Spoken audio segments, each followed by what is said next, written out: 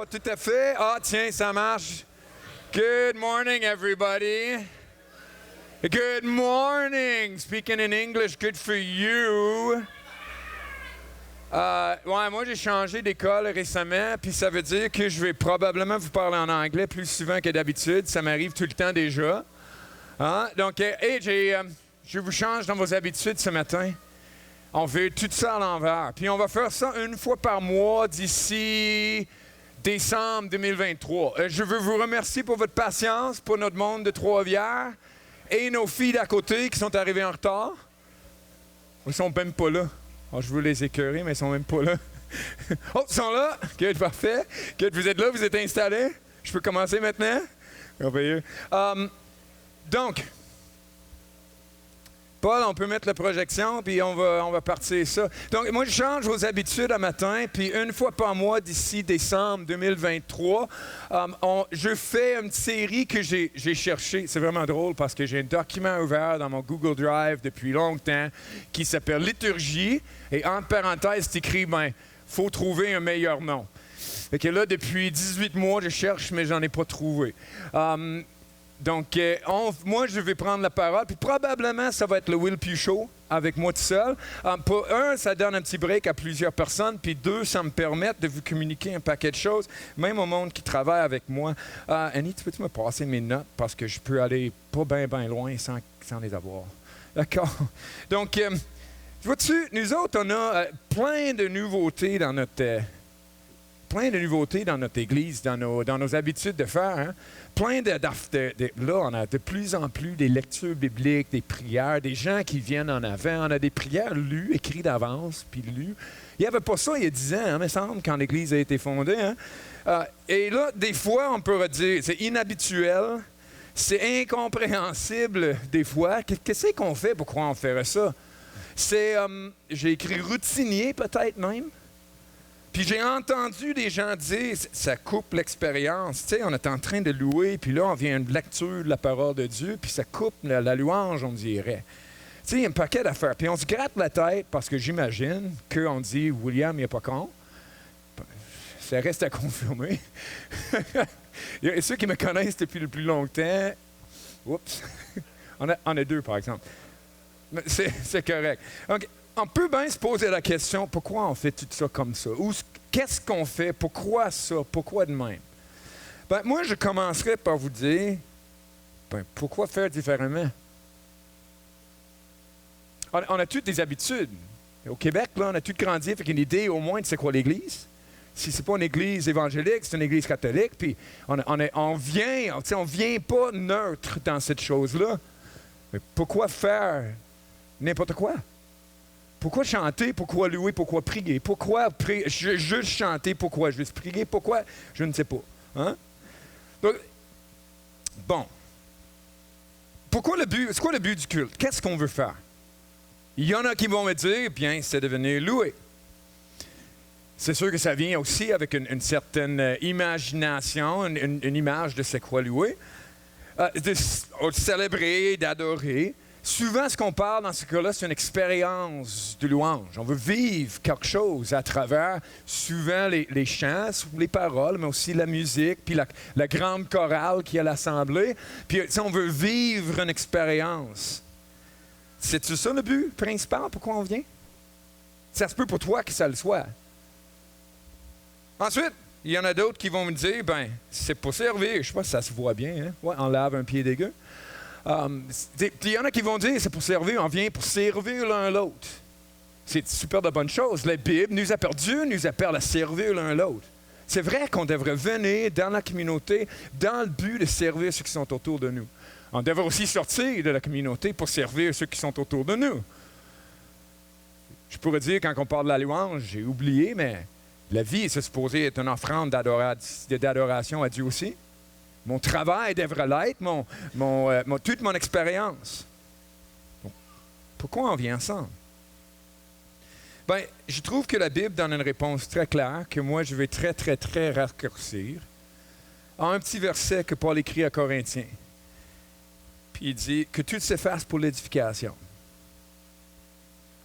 On va parler de l'édification dans un instant, mais ce que je veux vous dire, c'est que, que tout se fasse pour l'édification. Et on va parler, les enfants, on va voir plein des images de ce qu'est l'édification. J'ai essayé de penser, ces petits qui sont avec nous autres. Une des raisons pourquoi ils sont ici, je regarde la porte, je me trouve drôle. Je ne dis pas qu'on ne louera pas.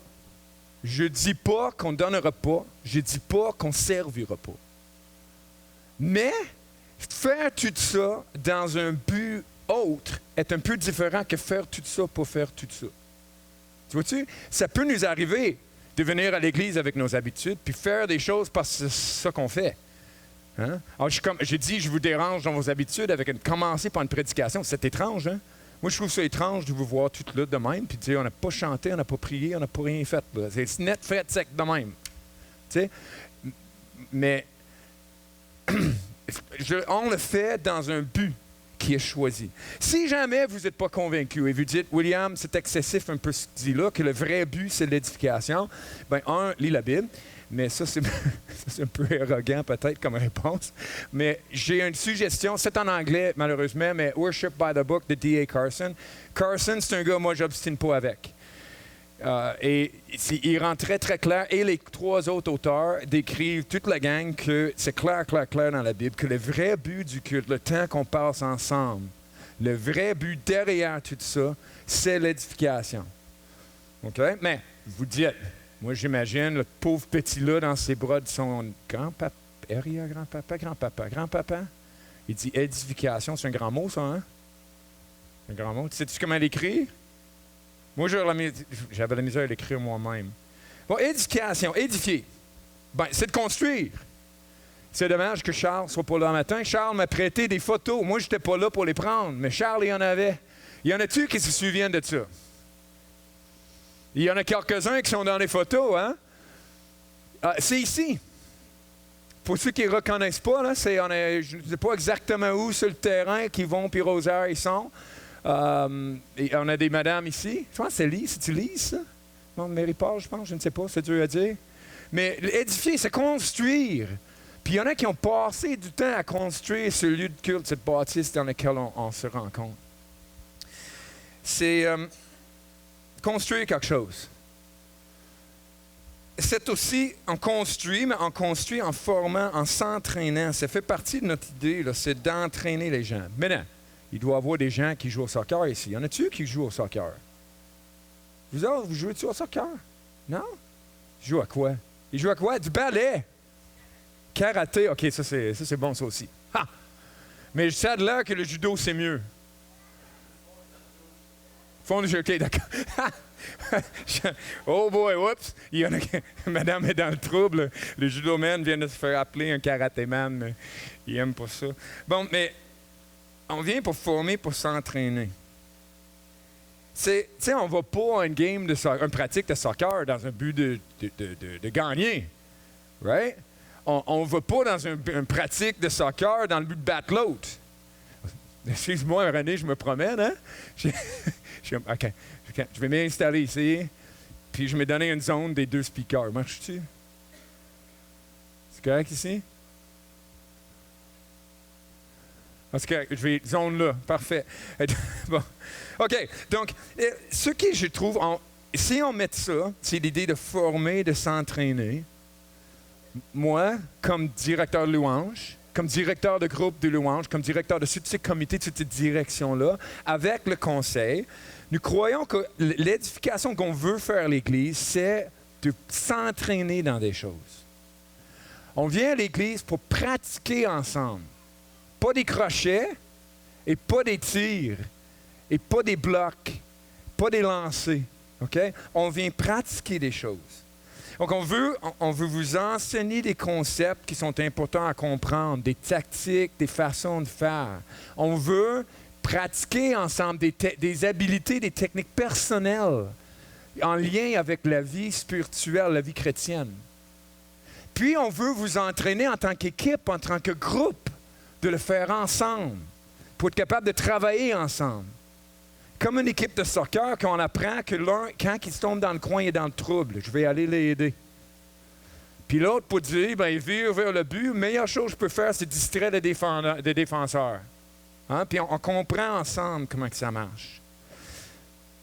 Je donne l'exemple à mes élèves de pratiquer. Pourquoi je ferais ça, messieurs? Tu sais, c'est trop simple. Mais non, mais c'est sûr que c'est simple, frapper sur un ballon, hein, ça ne retourne pas, mais justement, c'est le point. Si on avance trop vite, si on dit, moi, je vais aller essayer de prendre la vie chrétienne dans le monde, moi, je vais aller, parce que je suis capable. Je ne veux pas entraîner, moi. Mais qu'est-ce qui arrive? Ben, on se fait casser, péter la face. On va aller avec ça. On se fait péter la face. Right? Au boxe, on s'entraîne en premier. Plein d'exercices, plein de façons de travailler. Il faut le faire. Sinon, on va se faire avoir.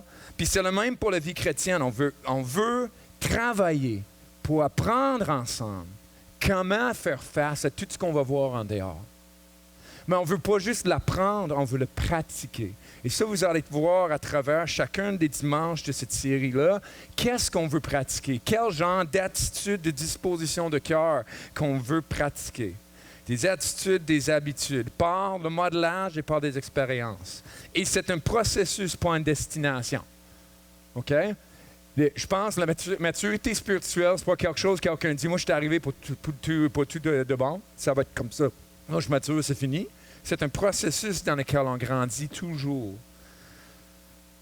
Toute une vie. Ça me fait penser à... Moi, je cours le moins possible. Ma femme, elle court beaucoup. Mais j'allais dans un club de trail. Puis c'est drôle parce que j'ai dit à mon ami Steve, qui est directeur de ça, j'ai dit, c'est drôle, tu nous enseignes jamais comment courir. Tu t'expliques pas là, comment il faut, tu sais, des meilleures techniques. Parce que ça a l'air qu'il y a des bonnes techniques de course. C'est pas naturel pour tout le monde. On le voit, c'est tout le monde qui court. Il y en a qui courent le même, puis on les reconnaît. Hein? Mais, tu sais, il dit, William, on n'a pas besoin de vous enseigner. Je dis, qu'est-ce que vous dites, pas besoin d'enseigner? Il dit, tu sais, des indicatifs qu'on fait au début? Il a fait un paquet. Des genoux hauts, tu sais, on fait des genoux hauts, là. Puis on fait des talons aux fesses, puis on fait des... qu'est-ce qu'ils font d'autre? Des genres de lunge comme ça, puis des... Tu sais, un paquet... le plus drôle, c'est un genre de griffé qui a peur, qu'il faut essayer de... Comme ça, avec le pied, là, pour essayer d'attendre à attaquer le sol. Là. Et là, on a comme un paquet qui ont l'air fous, mais lui, ce qu'il me dit, à force de faire ces petites pratiques-là, 5 minutes au début de chaque course, ça rentre toute seule dans nos habitudes. Puis ça change notre patron de course. Puis lui, il dit, il a vu ça. Un paquet de monde qui ont amélioré leur façon de courir sans y penser, en pratiquant encore et encore et encore. Ça mène à un point très important. Mon ami Jean-Luc était ici la semaine passée. Un petit test pour vous. Il a fini sa prédication avec quoi? C'est quoi la dernière ligne qu'il a dit dans sa prédication la semaine passée? C'est quelqu'un qui s'en souvient? Je ne sais pas si Jean-Luc s'en souvient. Tu vois-tu? Attends, non mais... je ne dis pas que la prédication c'est mauvais, je suis en train de le faire. OK? C'est un rôle. Il y a un rôle d'enseignement. Mais moi, j'ai appris avec le temps que ce n'est pas un message qui va changer une personne. Très rare. J'ai un ami qui chemine dans la foi, puis je me rappelle, j'ai dit, ce ne sera pas une rencontre qu'on règle toute, là. Il va falloir qu'on se voit régulièrement. OK? Moi, Jean-Luc, la dernière ligne de sa prêche, j'ai été l'entendre. Et c'est super. Il me semble qu'on aurait dû s'en souvenir. Je vous ai dit, parlez ainsi afin que vous ayez la paix en moi. Vous aurez des tribulations dans le monde, mais prenez courage, j'ai vaincu le monde. Il me semble que c'est frappant. Mais on oublie, hein? On va essayer d'autre chose. Oh, quel amour, oh, quelle paix. Les luttes cessent. La paix, c'était mon réconfort. Dans l'amour du Christ. Mais c'est pas ça qui est ta peur. C'est pas ça qui est en avant, pourtant. Pourquoi? Pourquoi, quelque chose si frappant, livré si puissamment, ne nous a pas resté dans le cœur?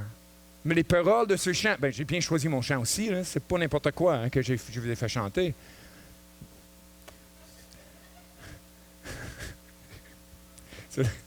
Yeah, William. Mais comment ça se fait que ce chant-là reste avec vous? Dis-moi donc. Pourquoi vous connaissez ça? Vous l'avez chanté, et chanté, et chanté. Selon mes notes, Moi, j'ai pris ça en note. J'ai arrêté depuis un temps parce que c'est avec plus de monde impliqué, c'était plus compliqué. Mais on a chanté en avril 2020 et juin 2022. On a chanté le credo. Oui, je crois en Dieu notre Père. On a chanté 24 fois dans 2 ans. On a chanté le Notre Père 17 fois. On a chanté Notre Dieu règne dans les cieux, prosternés adorons. Oui. 16 fois, puis on a chanté un Jésus seul 15 fois. Dans 2 ans. Un petit peu plus que 2 ans. C'est comme ça que ça a rentré dans vos vies. J'ai la misère à croire que chacun de vous n'avez pas eu à un moment donné des paroles de ce chant-là dans votre tête depuis 2020. Ça rentre, lentement et sûrement. Donc nous, on veut vous entraîner en quoi? On veut pratiquer quoi précisément? Ben, je veux retracer le chemin que l'Évangile a pris dans vos cœurs. Chacun de nos cultes est construit de façon à ce qu'on pratique, on répète, on revit tout ce que l'Évangile a fait pour vous. À partir de votre vous avant, jusqu'à votre vous de maintenant, tout ce que Dieu fait. Puis on essaie de construire le vous de futur. Membre de l'Église évangélique d'aujourd'hui, membre de l'Église universelle du Christ, membre du corps du Christ.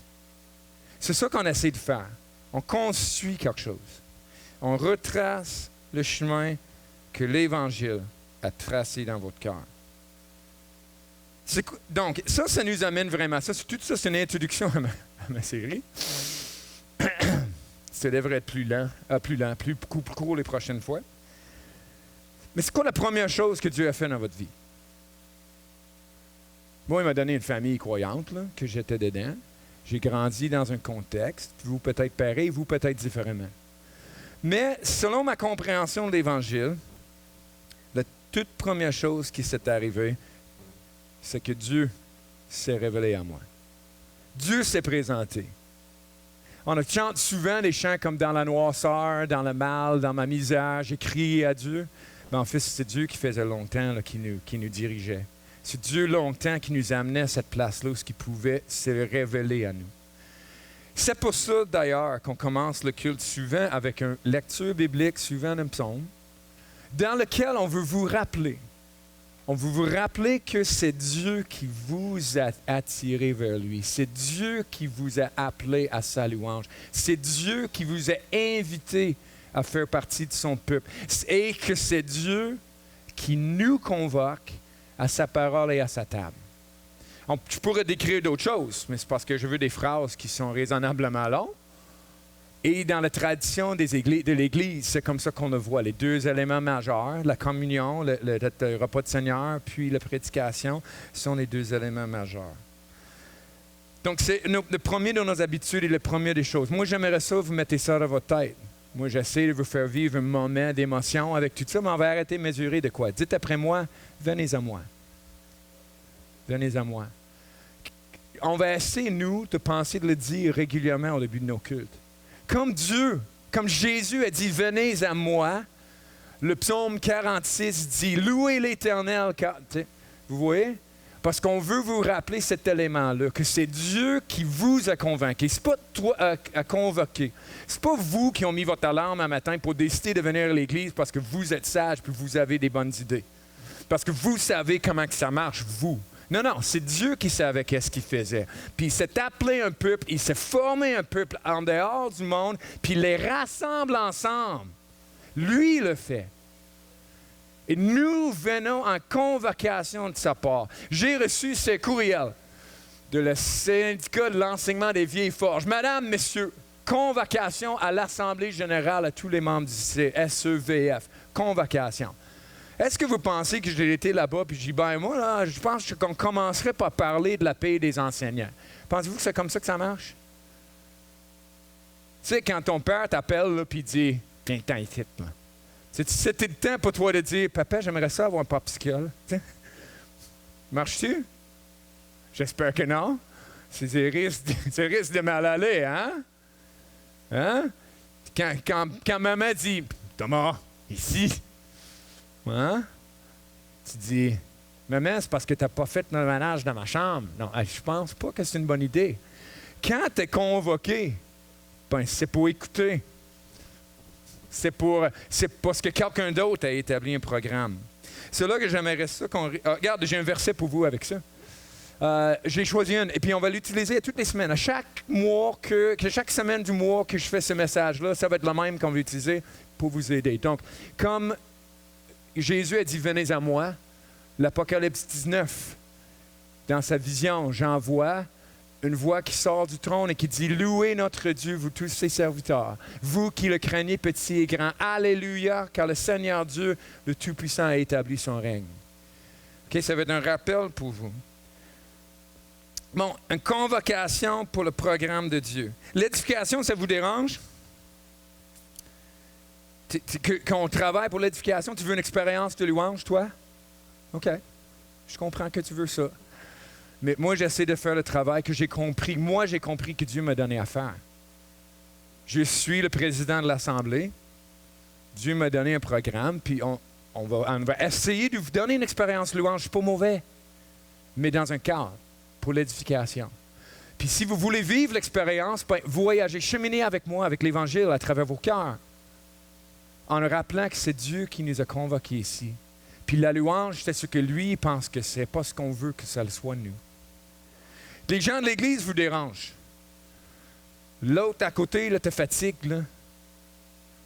Tu sais, les têtes blanches, il y en a trop. Les jeunes, ils courent trop dans l'Église. Des petits vieux. Des aînés, excusez-moi. Des petits jeunes.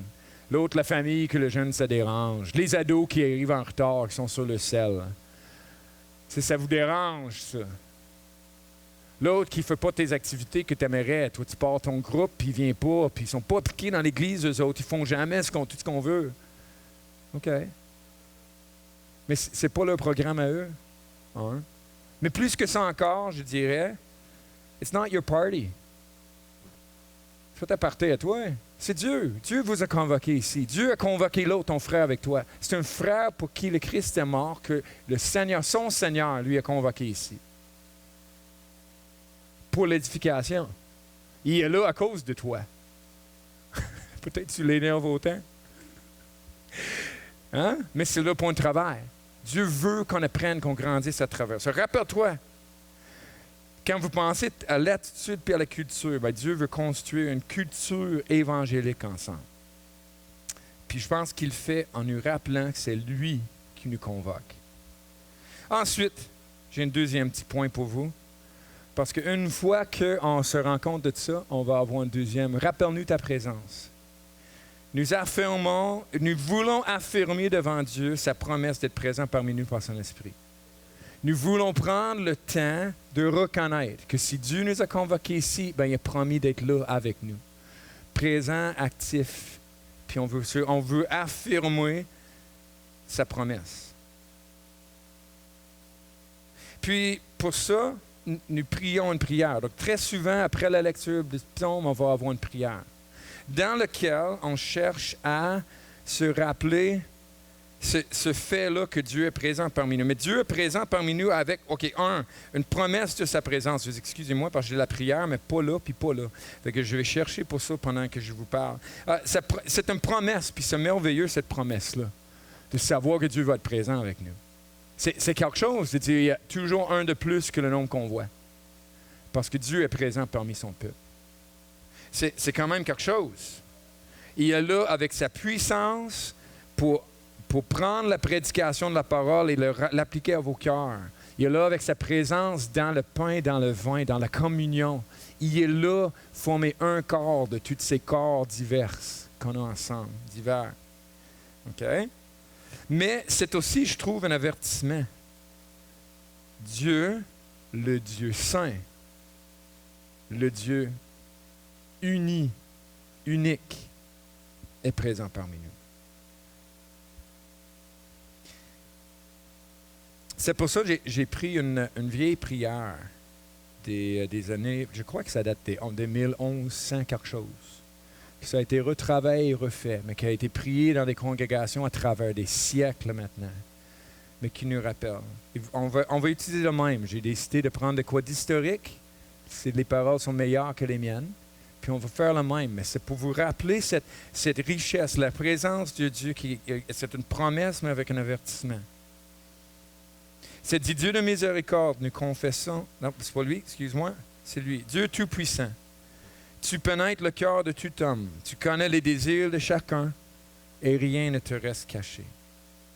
Envoie ton Saint-Esprit pour qu'il purifie nos pensées. On a besoin de ça en rentrant dans l'Église de Dieu. Si on veut suivre le programme de Dieu avec le peuple de Dieu, ben on a besoin d'une purification de nos pensées. Fait qu'on va le demander. Nous, à travers nos cultes habituels, ça va être des différents versets puis différentes prières. Pour ma série, je vais prendre toujours lui comme ça parce que je le trouve riche. Donc, nous pourrons ainsi t'aimer jusqu'à la perfection. Oh, que j'ai hâte d'aimer Dieu à la perfection. Et célébrer dignement ton saint nom. Parce qu'en arrivant avec mes propres projets puis avec le cœur tout sale, je ne pourrai pas l'honorer dignement. Puis la prière nous rappelle que ce n'est pas par nous qu'on le fait, mais c'est par Jésus, le Christ, notre Seigneur. Puis le peuple de Dieu dit ça ensemble. Amen. Donc, ce que je veux faire maintenant, c'est que j'aimerais ça qu'on vive ensemble ces cultes-là. Et on va faire tous les éléments que j'ai choisis pour vous qui vont être habituels, puis on va faire encore, puis encore, puis encore, puis encore, pour les 10 mois, une fois par mois, par exemple. C'est pas si pire. Et on va vivre un culte ensemble. Donc, je vais vous inviter de recevoir cette « Venez à moi » que je vais vous lancer et de recevoir ce « Rappelle-nous ta présence ». Je vais vous inviter de le vivre dans cet esprit-là. Mais de le garder aussi pour la semaine prochaine, puis la semaine après, puis la semaine après.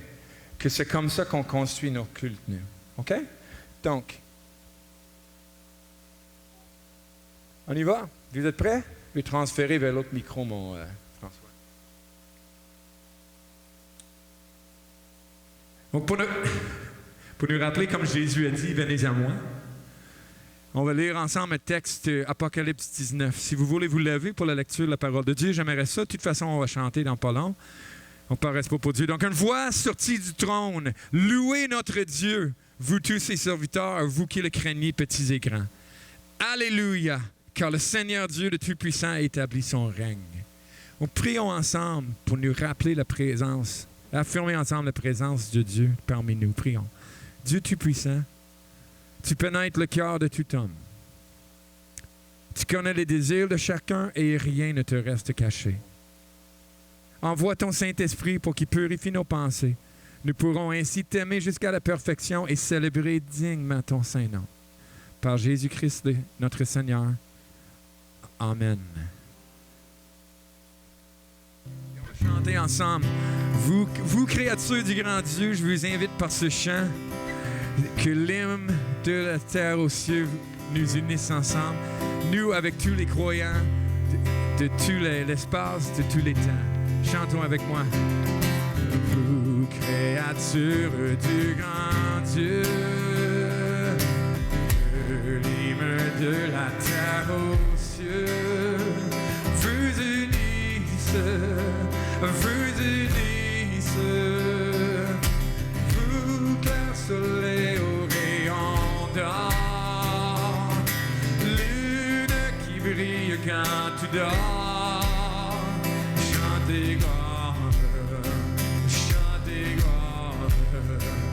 qu'à Dieu monte vos louanges,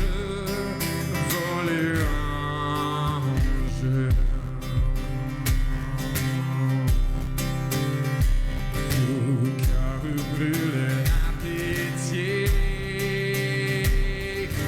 pardonnez à prier, donnez gloire, vous qui souffrez de longs tourments,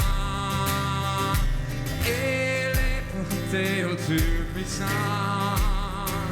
chantez gloire, que Dieu monte vos louanges,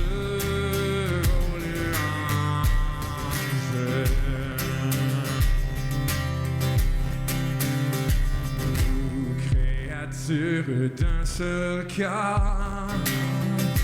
Humbles et grands former un cœur de louange, au Père, au Fils, au Saint-Esprit, Trinité sainte, Dieu béni. Soit la gloire, que ce monde, vos louanges, vos louanges.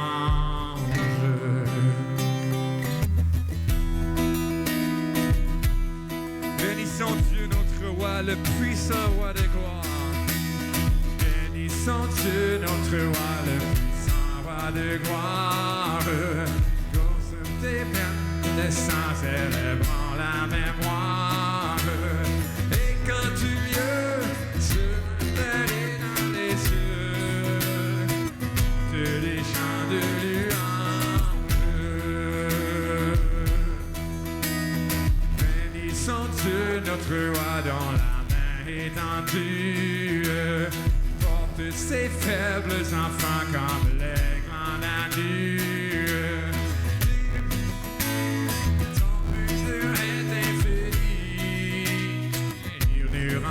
D'allégresse. Regardez les paroles de ce dernier strophe. Bénissons Dieu notre roi qui toujours fait justice, alors qu'est heureux du tableau plus humble propice, riche en bonté pour ses enfants révoltés. Son amour est sans limite. Riche en bonté, une dernière fois, vous pensez à ça. Riche en bonté pour ses enfants révoltés. Son amour est sans limite. Donc, ayant chanté à notre Dieu qui est saint, nous nous rappelons maintenant les justes exigences de Dieu sur ses créatures. Matthieu 22, je crois, qui nous dit « Tu aimeras le Seigneur ton Dieu de tout ton cœur, de toute ton âme et de toute ta pensée. » Et voici le second qui est semblable, tu aimeras ton prochain comme toi-même. De ces deux commandements dépendent toute la loi et les prophètes. Et face à cette révélation de la parole de l'Éternel, nous disons ensemble, malheur à moi, et nous confessons nos péchés. Donc prions avec moi. Dieu de miséricorde, nous confessons que nous avons péché contre toi, en pensée, en parole, en acte, par ce que nous avons fait et ce que nous avons omis de faire. Nous ne t'avons pas aimé de tout notre cœur. Nous n'avons pas aimé notre prochain comme nous-mêmes. Nous regrettons sincèrement ces fautes. Humblement, nous nous en repentons. Pour l'amour de ton Fils Jésus-Christ, prends pitié de nous et pardonne-nous. Alors, ta volonté fera notre joie et nous pourrons marcher dans tes chemins pour la gloire de ton nom. Amen. Là, nous rappelons ensemble, rappelons-nous ensemble la bonne nouvelle du pardon en Jésus. Avec ce verset en 1 Jean 1,9 qui dit « Si nous confessons nos péchés, que vous venez de faire. Si nous confessons nos péchés, il est fidèle et juste de nous pardonner nos péchés et nous purifier de toute injustice. » Donc, il est fidèle et juste. Et face à cette grâce-là de Dieu, nous disons ensemble, qu'est-ce que vous voyez en titre? Prochain? Non, merci Seigneur, c'est rendu en bas. Merci, et Paul, tu changes ça. Merci Seigneur, on va chanter ensemble un chant pour remercier Dieu avec cette grâce, cette joie dans notre cœur. En Jésus seul, c'est mon espoir. Oh, quel amour, oh, quelle paix, oh, quelle joie aussi.